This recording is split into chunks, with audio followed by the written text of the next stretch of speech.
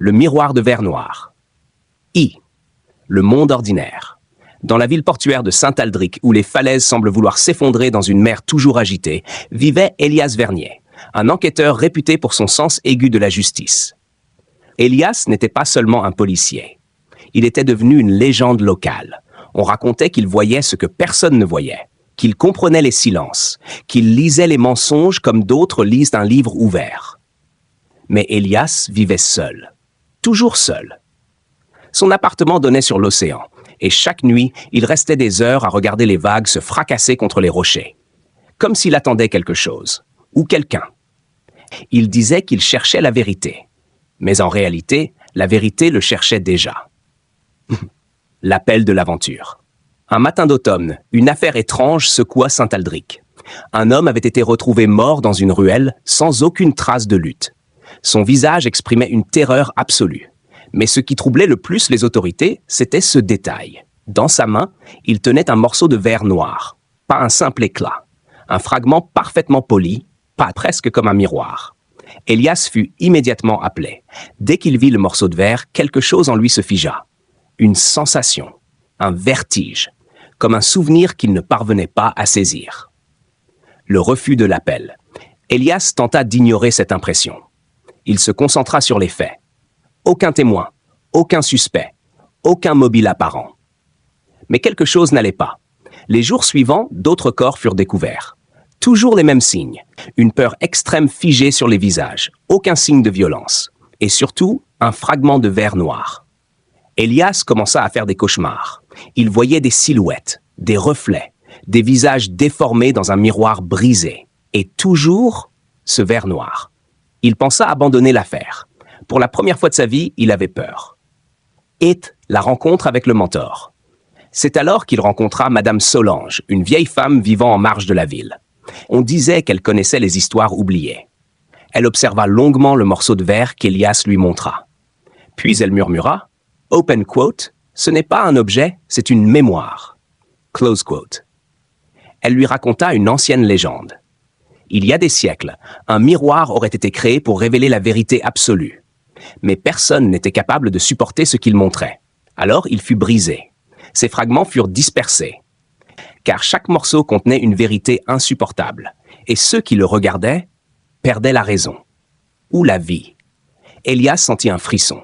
Mais quelque chose dans cette histoire le dérangeait. Comme s'il la connaissait déjà. Le passage du seuil. Décidé à résoudre l'affaire, Elias plongea dans les archives de la ville. Et il fit une découverte troublante. Tous les morts avaient un point commun. Ils avaient été impliqués dans une affaire ancienne. Une affaire classée. Une affaire dirigée par Elias Vernier. Vice, les épreuves alliés et ennemis. Elias retrouva ses anciens collègues. Certains refusèrent de parler. D'autres semblaient terrifiés. Un homme finit par céder. Open quote.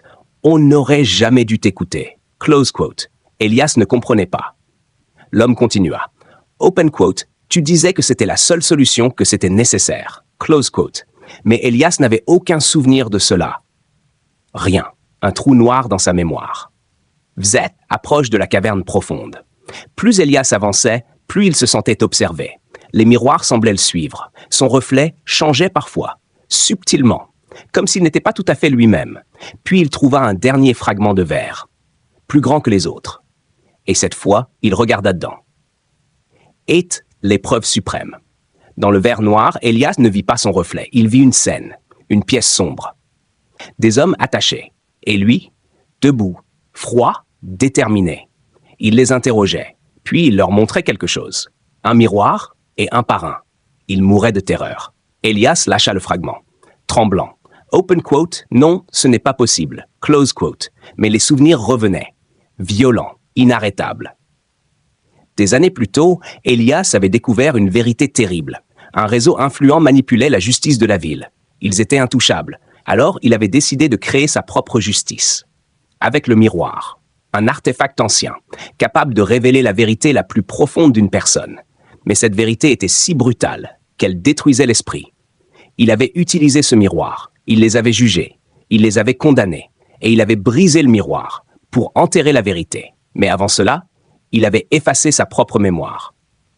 X, la résurrection, Elias comprit. Les fragments réapparaissaient. Et quelqu'un les utilisait. Quelqu'un qui connaissait son secret. Ou pire, quelqu'un qui était lui. Une version de lui-même. Plus sombre, plus froide. Il suivit les indices jusqu'à un lieu abandonné. Un ancien phare. Là, il trouva un homme. Identique à lui. Ashginz. La confrontation. L'autre Elias sourit. Open quote. Tu as oublié moi non. Close quote. Il expliqua. Quand Elias avait effacé sa mémoire, il n'avait pas détruit son côté le plus sombre. Il l'avait séparé. Et ce double avait survécu. Dans l'ombre. Attendant. Rassemblant les fragments. Continuant la mission.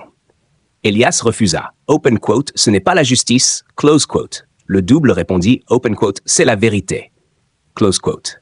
L'ultime choix. Le double tendit le dernier fragment. Open quote. Regarde. Close quote.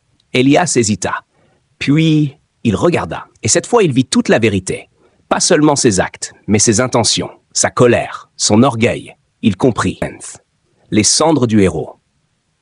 Le départ d'Elias ne fut annoncé à personne, mais son absence pesa immédiatement sur Saint-Aldric. Les affaires non résolues s'accumulèrent. Les habitants commencèrent à murmurer. Certains disaient qu'il était mort. D'autres qu'il avait fui. Mais quelques-uns, les plus lucides, se demandaient « open quote » et s'il avait été plus impliqué qu'on ne le croit, close quote. Pendant ce temps, Elias marchait, sans destination, sans but. Chaque nuit, les mêmes images revenaient, les visages, les cris, le miroir, et ce regard, le sien. Chaque cesse, le désert intérieur. Il arriva dans une ville inconnue, loin de la mer, un endroit sans mémoire, parfait pour disparaître. Mais on ne disparaît pas de soi-même. Elias tenta de vivre normalement. Un petit travail, une chambre modeste, une routine silencieuse, mais les reflets le poursuivaient. Dans les vitrines, dans l'eau, dans les yeux des autres. Un soir, en se regardant dans un miroir, il murmura « Open quote, qui suis-je » sans mes mensonges. Close quote. Le miroir ne répondit pas, mais il sembla attendre. Ah, soit. Le premier signe. Un matin, un crime fut signalé. Un homme retrouvé mort. Aucun signe de lutte. Un visage figé dans la peur. Et dans sa main, un éclat. Un fragment de verre noir. Le cœur d'Elias s'arrêta.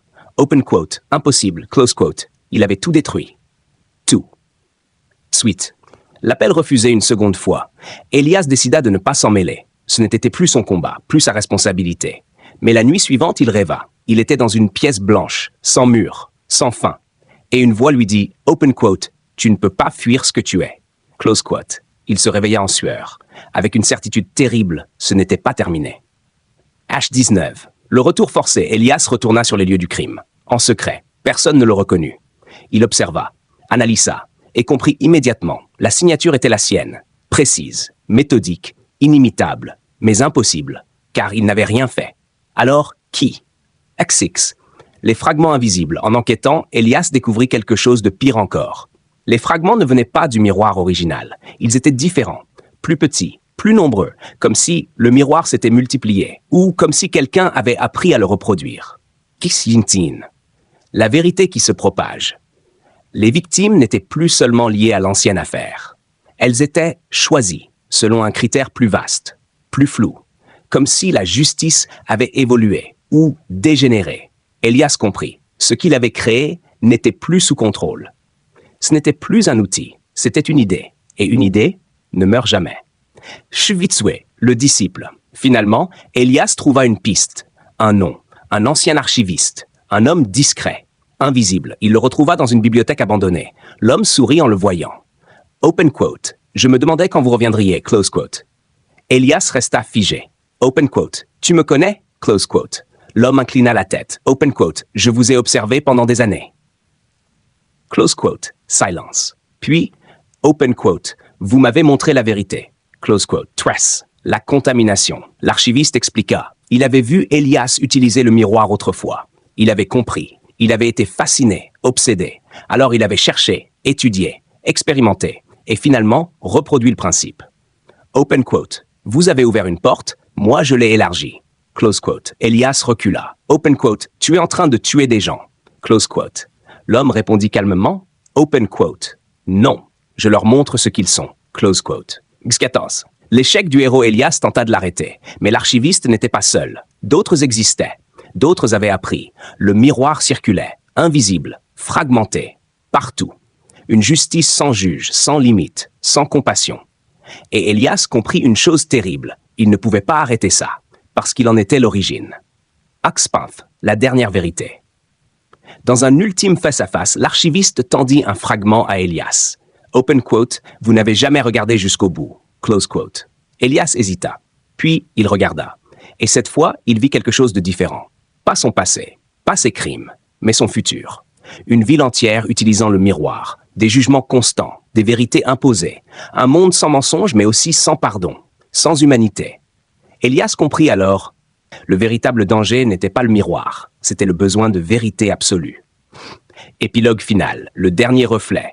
Des années plus tard, on ne parlait plus d'Elias Vernier, mais parfois, quelqu'un trouvait un fragment, un petit morceau de verre noir, et en le regardant, il voyait quelque chose de trop vrai. Et au fond du reflet, très brièvement, comme une illusion, on pouvait apercevoir un homme, fatigué, silencieux, observant, comme s'il attendait encore.